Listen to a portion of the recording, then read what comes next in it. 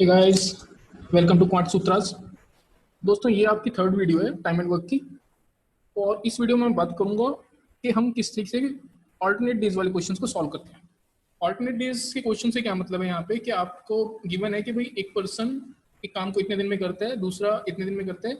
अगर वो alternate days काम करेंगे, यानी कि पहला बंदा पहले दिन काम कर रहा है और second person second day work कर रहा है, तो फिर वापस फर्स्ट पर्सन वर्क कर रहा है। क्वेश्चन तो समझते हैं। मान लेते हैं कि ए एक पर्सन है, वो एक काम को 15 डेज में कंप्लीट कर देता है। ठीक है, ए एक पर्सन है, वो एक काम को 15 डेज में कंप्लीट कर देता है, और बी दूसरा पर्सन है, वो उसी काम को 10 डेज में कंप्लीट कर देता है। 10 डेज में कंप्लीट कर देता है। नाउ क्वेश्चन इज कि अगर ये ऑल्टरनेट डेज काम करेंगे तो काम कितने दिन में कंप्लीट होगा। ऑल्टरनेट डेज का मतलब क्या है कि पहले दिन ए ने काम किया, दूसरे दिन बी ने काम किया, फिर अगले दिन ए ने काम किया, फिर अगले दिन बी ने काम किया, फिर अगले दिन ए ने काम किया, फिर बी ने काम किया, एंड सो ऑन। इस तरीके से काम चल रहा है। ओके, तो काम कितने दिन में फिनिश होगा, ये क्वेश्चन आपके पास है। अब सेम क्वेश्चन को सेम प्रोसेस से सॉल्व करेंगे। एलसीएम ले लो, सबसे पहले 30 एलसीएम आएगा। ओके, तो 15 डेज में अगर कोई काम कंप्लीट कर रहा है तो पर डे कितना काम कर रहा है, 2 यूनिट काम कर रहे हैं, क्योंकि 30 यूनिट टोटल वर्क है। और अगर बी 10 डेज में काम कंप्लीट कर रहे हैं तो 30 यूनिट वर्क, अगर 30 यूनिट वर्क है तो एक दिन में 3 यूनिट काम कर रहा होगा। अब सोचो पहले दिन किसने काम किया, ए ने काम किया, 2 यूनिट काम करेगा, बी ने काम किया 3 यूनिट काम करेगा, फिर ए ने काम किया 2 यूनिट, फिर 3 यूनिट, फिर 2 यूनिट, फिर 3 यूनिट। इस तरीके से क्या हो रहा है, ये साइकिल चल रही है। साइकिल किसकी, ये a b a b a b. इस साइकिल को समझना है मुझे कि साइकिल कितने दिन की है और कितने यूनिट काम हो रहा है। तो ये 5 यूनिट काम हो रहा है एक साइकिल में, और एक साइकिल कितने दिन की है, 2 यूनिट की साइकिल। ठीक है, 1 cycle is equal to 2 days. ठीक है, तो अब हम समझते हैं कि 5 यूनिट काम अगर 2 डेज में होता है तो मेरे पास टोटल वर्क कितना है, 30 यूनिट वर्क है। तो यूनिटरी मेथड से अगर मैं बात करूं तो देखो 5 यूनिट वर्क 2 दिन में होता है, 1 यूनिट काम 2/5 डेज,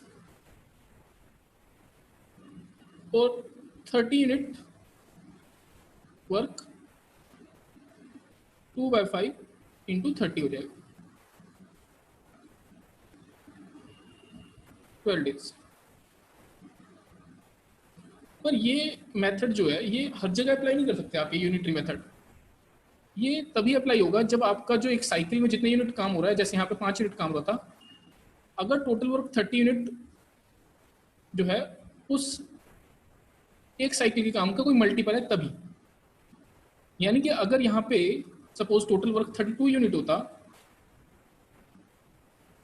तो मैं इस प्रोसेस को इस तरीके से नहीं सॉल्व कर सकता था इस क्वेश्चन को। तो मुझे क्या करना होता, तो मुझे देखना होता कि एक साइकिल में तो 5 यूनिट काम हो रहा है ना, टोटल वर्क 32 यूनिट है, तो मैं कहाँ तक लेके जा सकता हूँ, मैं वहीं तक लेके जा सकता हूँ इस तरीके से जहां तक के 5 का मल्टीपल यानी कि 30 तक,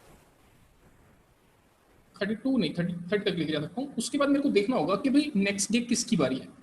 अब 30 यूनिट वर्क तो मैंने कर लिया, कितने, देखो एक साइकिल में 12 डेज में मैंने 30 यूनिट वर्क कर लिया। अगर मेरे को 32 यूनिट वर्क है टोटल, तो नेक्स्ट 2 यूनिट वर्क कौन करेगा, जिसकी बारी होगी, दोनों मिलकर तो करेंगे नहीं।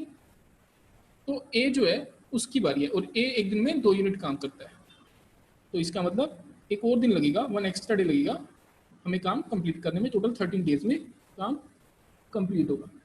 ओके, इसको और क्लियरली समझते हैं, एक दूसरे एग्जांपल से हम समझते हैं इसको।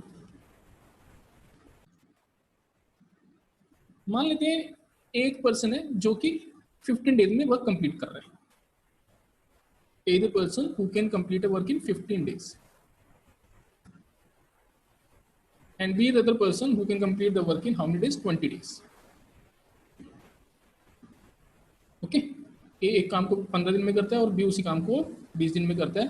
तो अगर अल्टरनेट डेज काम करेंगे तो अल्टरनेट डेज में काम कितने दिन में कंप्लीट होगा। अब यहाँ पे अल्टरनेट डेज भी समझना पड़ेगा कि पहले कौन काम कर रहा है। अगर ए काम कर रहा है तो ए बी करके साइकिल होगी, अगर बी पहले काम कर रहा है तो बी ए करके हमारी साइकिल होगी। ठीक है, तो 15 एंड 20 का एलसीएम कितना होता है? एलसीएम होता है 60। ओके, एलसीएम होता है 60। और ए एक दिन में कितना यूनिट काम करता है? एफिशिएंसी क्या है? 4 यूनिट। और बी एक दिन में कितना काम करता है? 3 यूनिट। ठीक है, तो इसका मतलब दोनों मिलके काम करेंगे तो 7 यूनिट वर्क होगा एक दिन में, लेकिन दोनों मिलके काम नहीं कर रहे हैं। यहाँ पे चल रही है cycle a b a b a b. मैं दोनों बताऊंगा। अगर ए पहले काम करता है, ए काम को स्टार्ट करता है तो कैसे होगा, या बी पहले काम को स्टार्ट करता है तो कैसे होगा। तो ए ने पहले दिन काम किया 4 यूनिट काम कर लिया, बी ने दूसरे दिन काम किया 3 यूनिट, फिर ए ने काम किया थर्ड डे 4 यूनिट, फिर 3 यूनिट, फिर 4 यूनिट, फिर 3 यूनिट। तो इस तरीके से 7 यूनिट की एक साइकिल है जो कि 2 दिन की साइकिल है। तो 7 यूनिट वर्क मैंने किया कितने दिन में? 2 डेज में। ओके, 7 यूनिट वर्क हो रहा है 2 डेज के अंदर। तो अब आगे समझते हैं। अब यहाँ पे मेरे को देखना होगा कि भाई 14 यूनिट वर्क जो है वो कितने दिन में हो रहा है? 4 डेज में हो रहा है। तो मैं डायरेक्टली 60 डेज का यहाँ पे यूनिटरी मेथड नहीं लगा सकता। मेरे को देखना होगा कि 7 के टेबल में 60 से पहले कौन सी वैल्यू आती है। 7 8 56 आता है। 7 8 56। तो इसका मतलब 56, यानी कि यहाँ पे मैंने 7 को 8 से मल्टीप्लाई किया तो 56 आ गया। मैं यहाँ पे 2 को 8 से मल्टीप्लाई करूंगा तो 16 आ जाएगा। दैट मीन 16 डेज में मेरा 56 यूनिट वर्क हो रहा है। ठीक है, मैं 60 डायरेक्टली क्यों नहीं ले सकता? क्योंकि जो अब इसके बाद काम होगा वो इंडिविजुअली ए करेगा या फिर बी करेगा। अब ए ने काम करना है तो ए नेक्स्ट डे, देखो ए 4 यूनिट वर्क करता है एक दिन में, तो 4 यूनिट वर्क करेंगे तो 17 डेज में आपका कितना काम हो जाएगा? टोटल 60 यूनिट वर्क हो जाएगा। 60 यूनिट वर्क। ओके, तो ये आपका टोटल 60 यूनिट वर्क 17 डेज में कंप्लीट हो गया। That means your answer will be 17 days if A काम स्टार्ट करता है। लेकिन अगर बी काम स्टार्ट करता है तो क्या होगा? देखो बी काम स्टार्ट करता है तो भाई 56 यूनिट तक तो सेम ही रहेगा। ये 56 यूनिट वर्क जो है 16 डेज में किया, क्योंकि वो साइकिल कंप्लीट हो रही है वहां तक।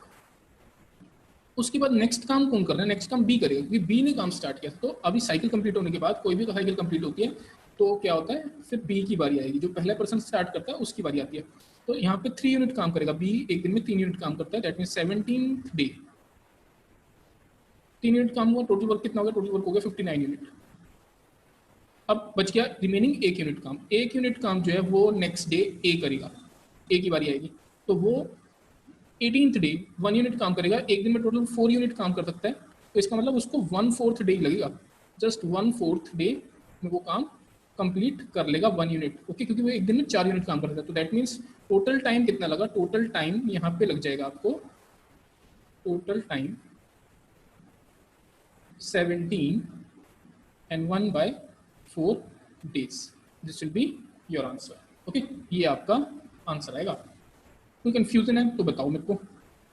वैसे बहुत सिंपल वर्ड्स में मैंने आपको क्लियर कर दिया, फिर भी मैं एक और एग्जांपल इसका देता हूँ आपको।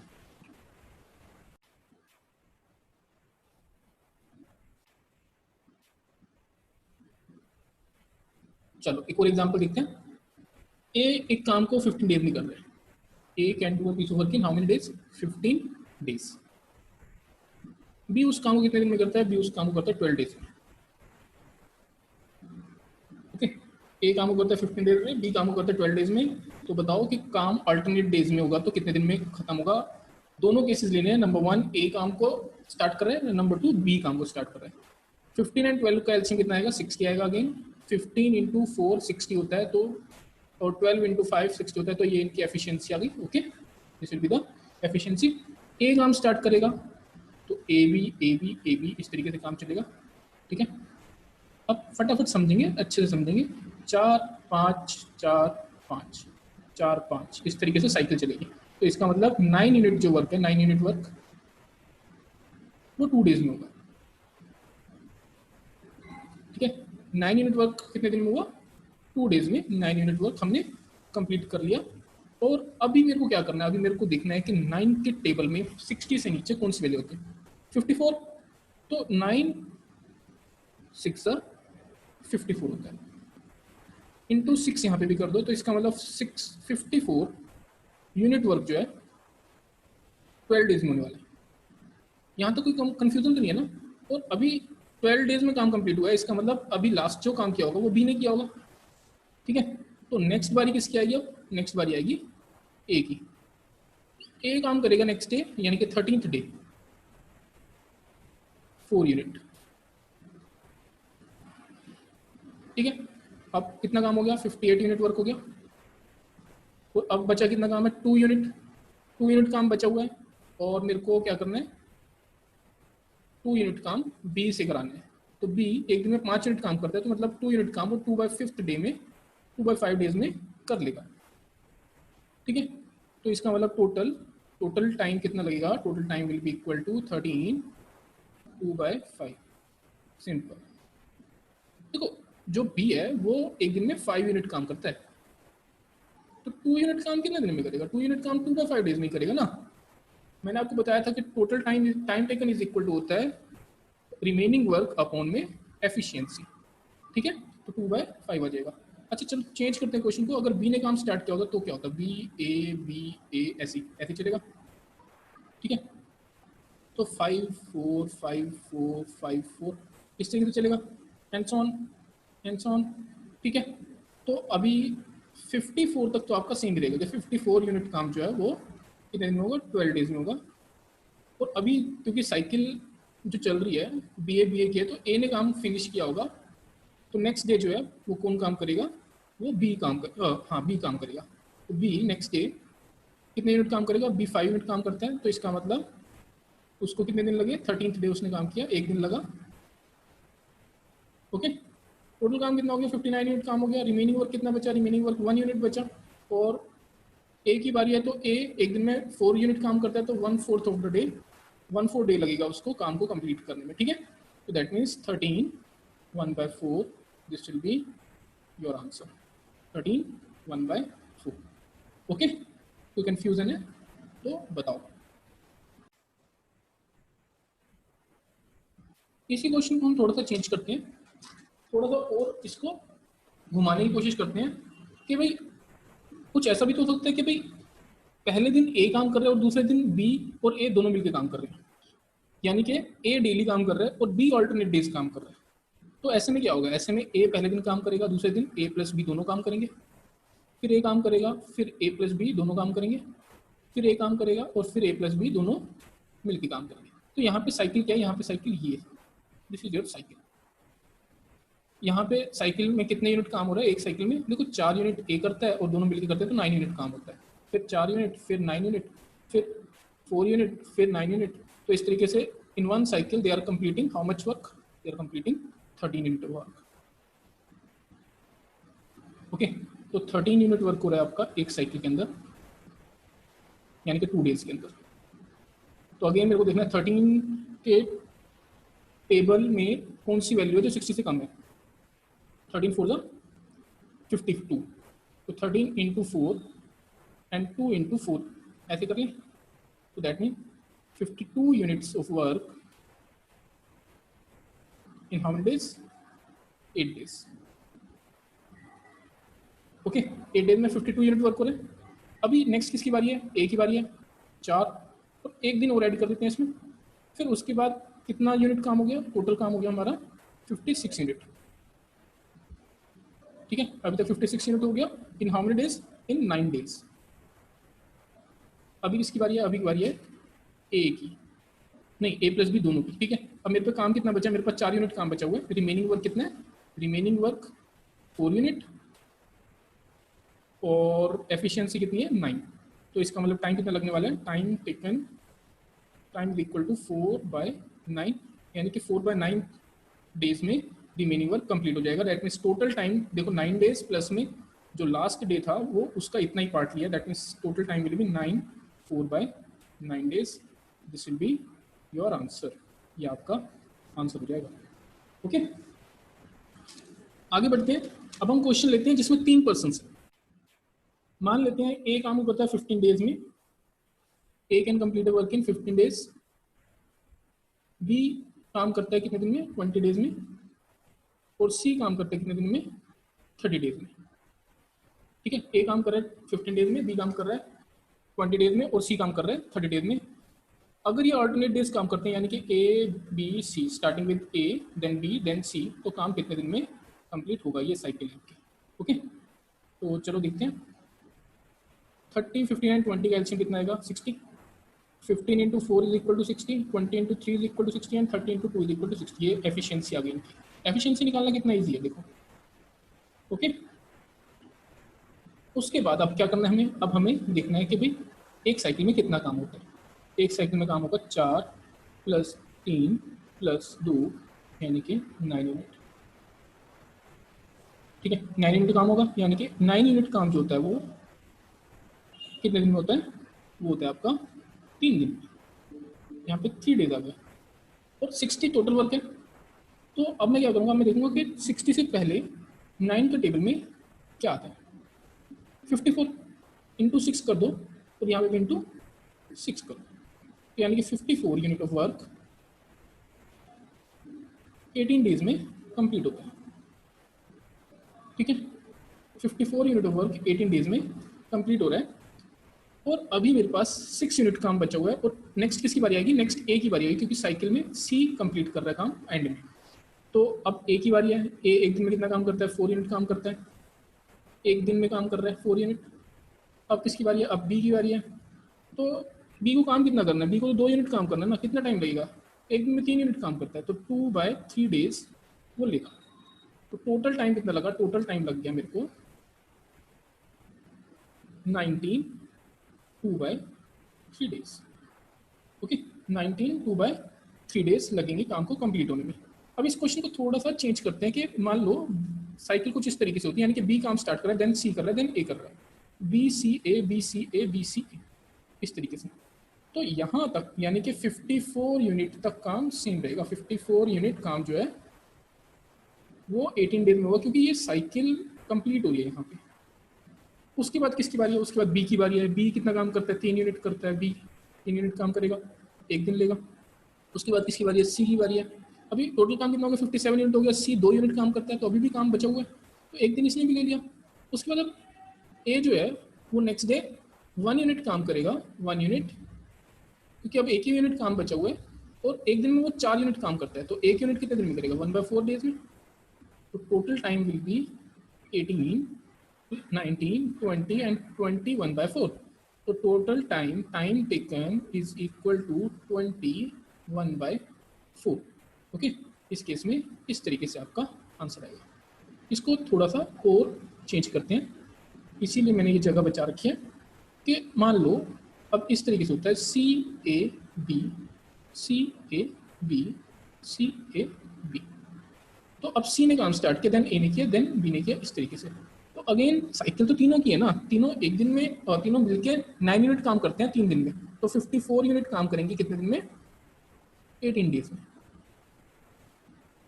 ठीक है, अभी नेक्स्ट किसकी बारी है? सी की बारी है। 2 यूनिट काम करेगा वो, ठीक है, एक दिन लगाएगा। उसके बाद ए की बारी है। ए देखो यहाँ पे 54 प्लस 2 56 यूनिट काम हो चुका है, तो अभी ए की बारी है, तो वो 4 यूनिट काम करेगा, तो टोटल काम हो जाएगा। टोटल 60 यूनिट काम हो चुका है यहाँ पे, और टोटल डेज कितने लगे? 20 डेज। ठीक है, तो ये आपका आंसर आ गया सीधा सीधा। Okay, 60 days, 60 unit work in how many days? 20 days. Okay, अब क्वेश्चन को थोड़ा सा चेंज करते हैं इन्हीं वैल्यूज में, कि ए और बी ऑल्टरनेट डेज काम कर रहे हैं। क्वेश्चन को समझना, ए और बी ऑल्टरनेट डेज काम कर रहे हैं। हर थर्ड डे सी उनको हेल्प करता है, हर थर्ड डे, यानी कि यहाँ पे सी आएगा, यहाँ पे सी आएगा, उसके बाद फिर यहाँ पे सी आएगा। तो समझ लो ना कि हर थर्ड डे सी क्या कर रहे हैं? ए की या बी की हेल्प कर रहे हैं। तो यहाँ पे हमें साइकिल को समझना है, साइकिल कैसे बनेगी? साइकिल क्या है, क्या रिपीट हो रहा है, कहाँ पे रिपीट हो रहा है? यहाँ पे देखो, अगर मैं देखूँ तो ए ने काम स्टार्ट किया, फिर 3 दिन बाद अब बी की बारी है, फिर 3 दिन बाद ए की बारी है। तो साइकिल जो है वो यहाँ पे कंप्लीट हो रही है। ये साइकिल बन गई आपकी 6 डेज की। ए बी ए बी, फिर ए बी ए, और सी जो है वो थर्ड डे हेल्प कर रहा है। तो पहले दिन कितना काम होगा? पहले दिन 4 यूनिट काम होगा, दूसरे दिन 3 यूनिट काम होगा, तीसरे दिन ए और सी दोनों मिलकर काम कर रहे हैं, तो टोटल 6 यूनिट काम होगा, फिर बी की बारी आई, फिर 3 यूनिट काम होगा, फिर ए की बारी आई, फिर 4 यूनिट काम होगा, फिर बी प्लस सी दोनों मिलकर काम कर रहे हैं तो 5 यूनिट आपका काम हो रहा है। ठीक है, तो अगर एक साइकिल को चेक करें तो साइकिल में टोटल कितने यूनिट काम हो रहा है, अगर इस पूरी साइकिल को मैं ऐड करूं तो टोटल 25 यूनिट वर्क होता है। 25 यूनिट कितने दिन में? 6 डेज में। यही साइकिल रिपीट होगी, इसका मतलब 50 यूनिट वर्क हो जाएगा हमारा 12 डेज में। अभी किसकी बारी है नेक्स्ट? अब बारी है ए की, तो 4 यूनिट काम करेगा वो, 1 दिन लेगा। फिर बी की बारी है, 3 यूनिट काम करेगा, 1 दिन लेगा। 57 यूनिट वर्क हो चुका है यहाँ तक, 57 यूनिट। अभी 3 यूनिट काम बचा हुआ, तो 3 यूनिट काम अब थर्ड डे है, किसकी बारी है? ए और सी दोनों की हेल्प से काम होगा। दैट मीन्स अब वो 6 यूनिट काम करते हैं एक दिन में, काम बचा 3 यूनिट, तो इसका मतलब आधा काम बचा हुआ, जितना काम वो कर सकते हैं, तो हाफ डे लगेगा। ठीक है, तो इसका मतलब 12, 13, 14, 14 एंड हाफ डे में काम कंप्लीट हो जाएगा आपका। ओके, तो ये अल्टरनेट डे से क्वेश्चन इस तरीके से आते हैं, इससे ज़्यादा कॉम्प्लिकेटेड क्वेश्चन नहीं आएंगे आपके। और मैंने आपको लगभग कुछ टाइप्स मैंने करा दिए, इससे आपको आइडिया लग जाएगा कि किस तरीके से क्वेश्चन करने हैं, और बहुत ही ईजी है, कुछ डिफिकल्ट नहीं है इसके अंदर। आपको कोई कन्फ्यूजन है आप कमेंट बॉक्स में लिख सकते हो, कोई प्रॉब्लम नहीं है। अगर आपको वीडियोस अच्छे लग रहे हैं तो प्लीज़ शेयर कीजिए इनको और चैनल को सब्सक्राइब कर लीजिए। Thank you very much, all the best, have a nice day, okay, good bye.